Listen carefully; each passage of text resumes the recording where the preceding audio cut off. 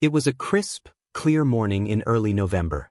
Mark, a successful 32-year-old entrepreneur who owned a popular restaurant in Denver, Colorado, woke up early, his excitement palpable. Today was a special day. It was the day his son, Noah, turned 6.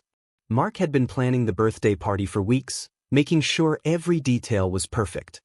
His heart swelled with love for his little boy, and he wanted the day to be nothing short of magical.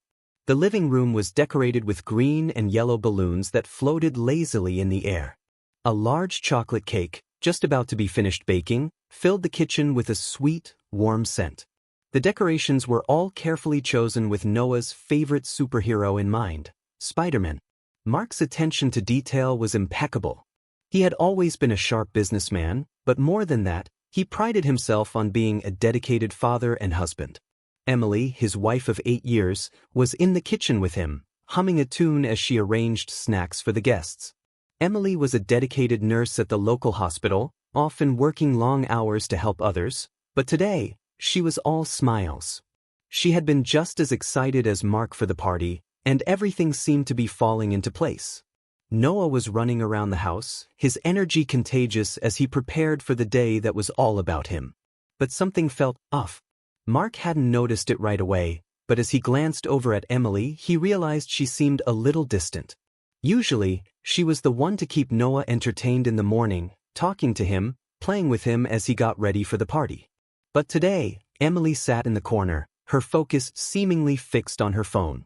Every now and then, she would smile to herself, typing quickly before hastily tucking the phone away as if she didn't want anyone to see. Mark frowned, brushing it off. It wasn't like Emily to be so secretive. She had always been open and warm, especially around Noah. He assumed maybe she was just tired from her shift at the hospital or distracted by the bustle of the morning. She'd been working hard lately, and perhaps she just needed a moment of quiet. Still, as the minutes ticked by, he couldn't shake the nagging feeling in the back of his mind. He tried to focus on the party, but his thoughts kept drifting back to Emily. Was something wrong? Despite his concerns, the first guests started arriving. The house quickly filled with friends, relatives, and neighbors, all eager to celebrate Noah's big day. The sound of laughter and chatter filled the air, and Noah's excitement grew as he showed off his Spider-Man-themed party decorations. Emily was back to her usual self, moving around the room with a smile, greeting people, and making sure everyone was comfortable. But every once in a while, Mark caught a glimpse of her again, looking at her phone with that same secretive smile before hurriedly putting it away. It wasn't like her at all. Mark shook his head, trying to focus on the joy of the day. But a strange feeling tugged at him, one he couldn't ignore. Something was off. The afternoon went on, the sound of music, laughter, and clinking glasses filling the house as the celebration continued. Mark tried to push aside his growing unease, choosing to focus on Noah's laughter and the happiness of the moment. But deep inside, a sense of doubt lingered, one that refused to be shaken off. He couldn't help but wonder, what was Emily hiding? As the clock ticked toward 2 p.m., a delivery driver arrived at the door. Mark had been busy in the kitchen, preparing to cut the cake when he heard the knock. When he opened the door, he saw a large bouquet of flowers being handed to Emily. It was an extravagant arrangement, the kind of flowers you'd expect to see at a wedding or a special anniversary. Mark froze for a moment, a sudden unease washing over him. Emily's eyes widened when she saw the bouquet. It was as if she wasn't expecting it, and the look on her face shifted to one of surprise, perhaps even panic. She hurriedly took the flowers from the delivery man, her hands trembling slightly as she signed for them. Noah, who had been standing nearby, tilted his head and asked innocently, "Mom, whose flowers are these?" Emily's face went pale. "Oh, they're just for me," she stammered, quickly trying to change the subject. "Let's go play, Noah." But Noah wasn't convinced. He pointed to the card tied to the bouquet. "But the card, what does it say?" Emily's panic grew, and she attempted to divert Noah's attention once again, but it was too late. Mark, who had been standing in the doorway, walked over to them. "Let me see the card, Emily," he said, his voice steady but with an edge of suspicion. Emily hesitated, her fingers trembling as she handed him the card. Mark opened it and read the message aloud, For the woman who makes my life perfect. Every moment with you is a gift. The words hung in the air like a heavy weight. Mark's stomach dropped. Who was M? And why was a man sending flowers to his wife on the day of their son's birthday? Emily's face turned ghostly white. She opened her mouth to explain, but no words came out. Mark looked around at the guests, their voices still muffled in the background. Time seemed to slow as he stared at the card, his mind racing. Was this just a mistake? A misunderstanding? Or was there something more sinister going on? As the confusion swirled inside him, Mark couldn't shake the feeling that his life was about to change forever. Mark's mind was a whirlwind of thoughts, each more frantic than the last. He looked at Emily, whose face had drained of color, her hands trembling as she tried to offer an explanation. But nothing she said could erase the feeling that had settled in his gut, the gnawing suspicion that something was terribly wrong. He stood there, staring at the card in his hands, his mind racing with questions. M. The name was like a cold whisper in his ear. Who was he? Why would he send such an intimate message to Emily, especially on a day that was supposed to be about their son? Emily opened her mouth again, her voice small, desperate. Mark, it's not what you think, she began. This is just a mistake. The flowers weren't meant for me. I don't even know who that is. Her words felt empty, like a rehearsed line meant to deflect attention, but the look in her eyes, guilt, panic, told a different story. Mark didn't speak at first. He simply folded the card and handed it back to her, his mind in a state of turmoil. Emily quickly shoved the bouquet aside, almost as though it were too much to bear. Noah, oblivious to the tension growing in the room, tugged at Mark's sleeve. Dad, can we cut the cake now? Mark's eyes flickered to his son, and for a split second, everything else disappeared. This was supposed to be Noah's special day, and yet, Mark couldn't focus on anything but the sinking feeling in his chest. He knelt down to his son, forcing a smile. Yeah, buddy, let's cut the cake.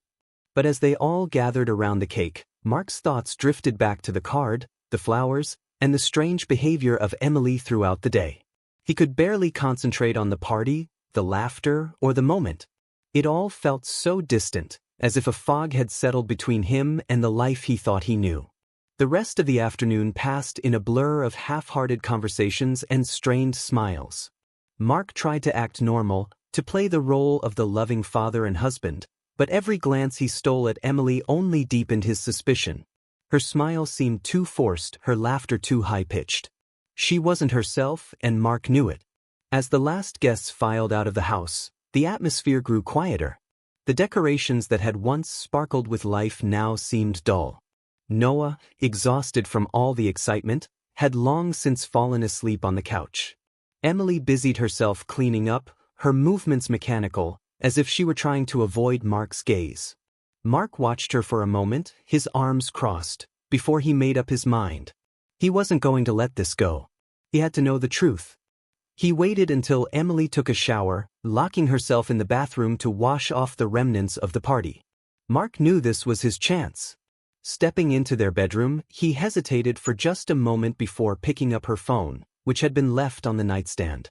His hands shook slightly as he unlocked it, his heart pounding in his chest. At first, the screen seemed innocuous, texts between Emily and her friends, photos of Noah, mundane conversations. But then he found the messages that stopped him cold. There, in black and white, was the truth he hadn't been ready to face. Messages from a man named Marcus. They had been sent over the past few months, hidden beneath layers of casual texts and work-related discussions. But as Mark scrolled further, his blood ran cold. The intimate exchanges, the secret plans, the suggestive comments. They painted a picture he could no longer ignore. Emily wasn't just friendly with Marcus. She had been having an affair with him for months. The realization hit Mark like a punch to the stomach. He sat on the edge of the bed, the phone still in his hands, staring at the screen in disbelief. His mind flashed back to earlier moments, her distracted behavior, the strange smiles, the secrecy, and it all made sense now. This wasn't a mistake. This wasn't a one-time error. Emily had been living a double life. He felt sick. How could she do this?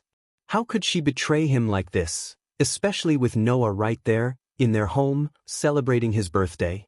Mark's thoughts swirled with anger, pain, and confusion. The love he had for Emily felt like it was slipping through his fingers, replaced by a cold fury. The water from the shower turned off, and Mark quickly shoved the phone back onto the nightstand. He couldn't confront her now, not like this. He needed to process it, to think clearly. But he knew one thing for sure: his life was never going to be the same again. Emily stepped out of the bathroom a few moments later, fresh and relaxed, as if nothing had changed. She glanced over at Mark, then back at her phone, which had buzzed with a new message. Mark stood up and turned toward the door. "Emily, we need to talk," he said, his voice low but firm. Her eyes widened slightly, but she said nothing. "I know everything," Mark continued, each word coming out heavier than the last. "I know about Marcus. I know what's been going on." For a moment, Emily stood frozen, her face paling once more.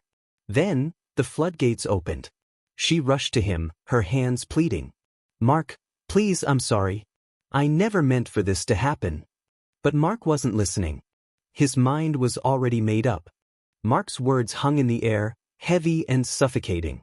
Emily's face twisted in panic, her hands trembling as she reached out to him. The tears in her eyes were genuine, but they couldn't change what he now knew. Everything he had built his life on, his marriage, his trust, felt like it was crumbling in front of him. "I never meant for this to happen," she whispered, her voice breaking. Mark shook his head. The anger that had been simmering inside him now bubbled to the surface. He had trusted her. He had given her everything: his heart, his loyalty, his love, and she had betrayed him with a man who wasn't even a stranger. The weight of her betrayal pressed down on him like a vice, squeezing all the air from his lungs. "Do you really think I'm stupid?" he asked, his voice cold. "I saw the flowers, Emily. I saw the card. And then I found your messages." His words were sharp, each one like a dagger aimed straight at her heart. "You've been having an affair with Marcus for months.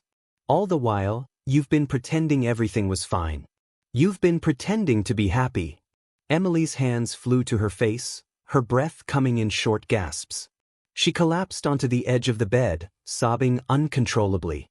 Mark stood in front of her, his arms crossed, his eyes burning with a mixture of pain and fury. He didn't know what hurt more: the fact that Emily had lied to him, or the realization that he had never truly known her. "I'm sorry, Mark," she cried, her voice desperate. "I didn't mean for it to go this far. It was a mistake. I love you. I do. Please, don't leave me." But Mark was beyond the point of forgiveness. The image of Emily with Marcus, her messages, the secret meetings, flashed in his mind like a slideshow he couldn't turn off. He felt sick to his stomach, as though the floor beneath him was slipping away. "It's too late for apologies," he said, his voice barely above a whisper. "I can't do this anymore. I can't be with someone I can't trust." Emily's sobs grew louder, her body shaking with the force of her guilt. "Please, Mark. Please don't leave me. I'll do anything. I'll fix this. We can fix this. Just give me another chance." Mark stood still, unmoving as he watched her. The woman he had loved, the woman he had built a life with, was now reduced to a trembling mess of tears and regret. But it didn't change what had happened. It didn't change the betrayal that had shattered his world. "No, Emily," he said, his voice firm now. "It's over. I don't know who you are anymore. You're not the woman I married." He turned and walked out of the room, leaving Emily behind, her cries echoing in the silence. Downstairs, Mark stood in the living room, his mind spinning. He looked around at the empty space, at the balloons that still hung from the ceiling, the leftover cake on the counter, the decorations for Noah's party. It all felt so surreal now. The life he had thought was perfect was nothing but a lie. His stomach churned, but he couldn't stay there any longer. Mark needed to make a decision. This wasn't just about him. He had a son to think about, a son who had no idea what was happening. Mark ran a hand through his hair, trying to calm his racing thoughts. His next move wasn't just about ending his marriage. It was about protecting Noah. He had to make sure that whatever came next, his son would be safe from the fallout. He glanced over at Noah, who was still sleeping soundly on the couch. Mark walked over and knelt beside him, brushing a lock of hair away from his son's forehead. The innocence on Noah's face made Mark's heart ache even more. "I'm so sorry, buddy," Mark whispered softly, his voice thick with emotion. "You deserve better than this. I promise I'll make it right." Just then, Emily appeared in the doorway, her face red and swollen from crying. She looked at Mark, her eyes filled with desperation. "Mark, please," she pleaded again, her voice raw. "Don't take him from me. I love him too. I love you both. I'll change, I swear. I'll fix everything." Mark looked at her for a long moment, feeling a pang of sadness. He had loved her. He had trusted her. But all of that had been broken. And now he had to put their son first. Emily's words no longer had the power to sway him. "I'm sorry, Emily," he said, his voice steady. "But I can't keep living like this. I'm taking Noah. I'm filing for divorce." Emily's eyes widened in shock, her breath catching in her throat. "Mark, please." But Mark didn't listen. He turned and walked out the door, leaving Emily behind. He could hear her calling his name, but he didn't turn back. The pain of the past few hours was still fresh, but Mark knew what he had to do. His first priority was Noah. The rest of it, everything that had happened, would have to be dealt with later. The days that followed were a blur for Mark. The shock of Emily's betrayal and the painful decision to end their marriage still weighed heavily on his shoulders. But in the midst of the chaos, there was a sense of clarity. Mark knew that he had made the right choice. He had to protect Noah, and he had to start rebuilding his life, even if that meant walking away from everything he had once known. The divorce process was long and difficult, filled with heated arguments, legal battles, and painful exchanges between Mark and Emily.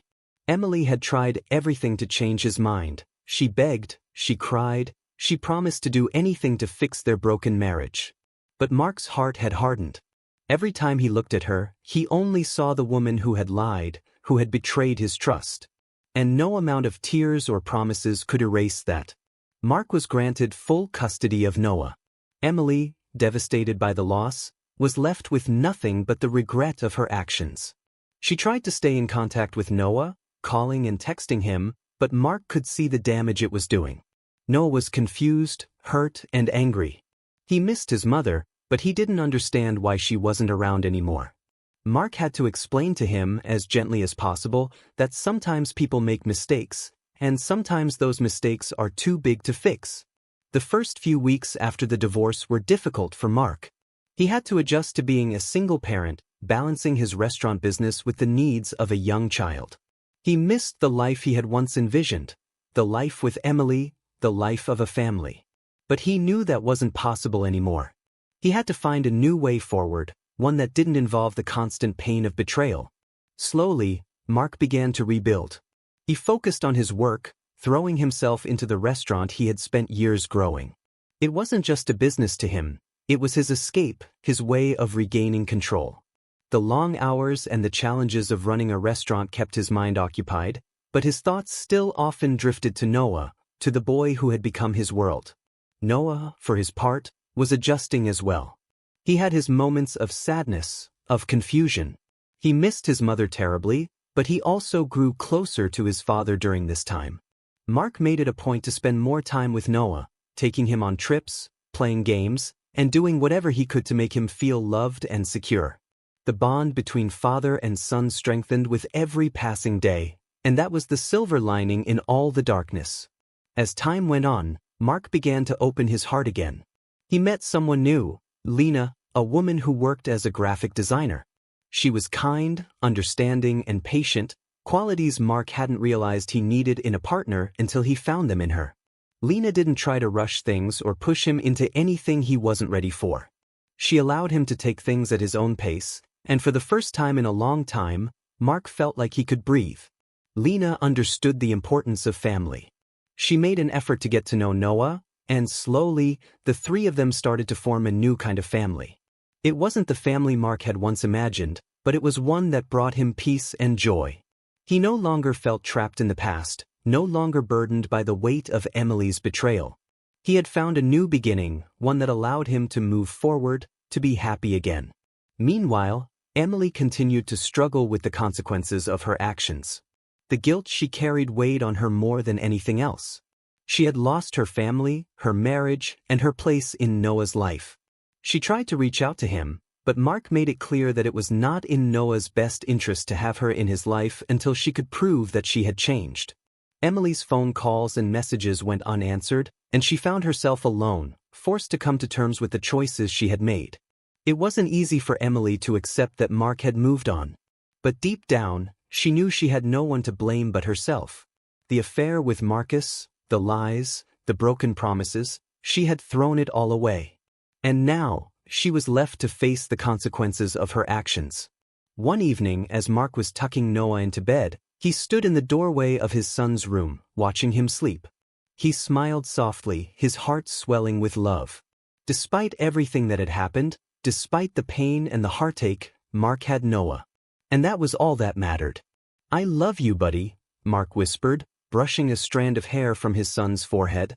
Noah stirred but didn't wake. "Love you, Dad," he mumbled in his sleep.